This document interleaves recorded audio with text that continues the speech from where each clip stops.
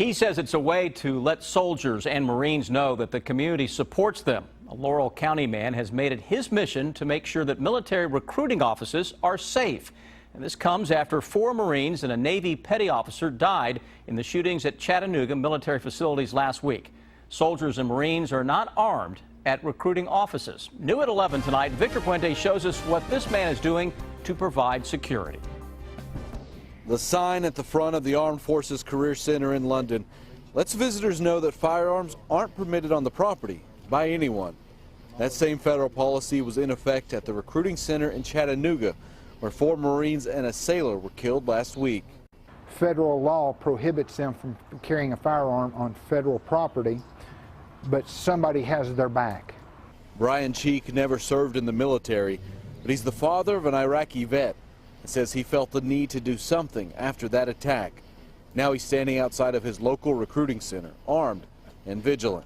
I just felt a deep sense that we needed to do something on the local level to make sure that what happened in Chattanooga didn't happen in London.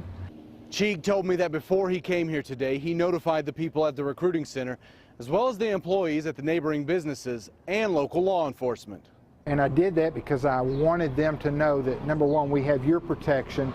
I also wanted the protection of local law enforcement. A woman who works near the recruiting center told me she felt safer with Cheek just down the sidewalk. And I thought it was just great that he was volunteering his time to do that. Cheek says since he's posted the idea on Facebook, he's had dozens of people contact him, hoping to work in shifts to make sure someone with the gun is standing outside of the center. Stories of similar acts have been reported across the country. They want to do something. They just don't know what to do. And I'm hoping that by standing out here like we're doing today, that folks will have enough of, I can do that. I can't go fight, but I can do what he's doing.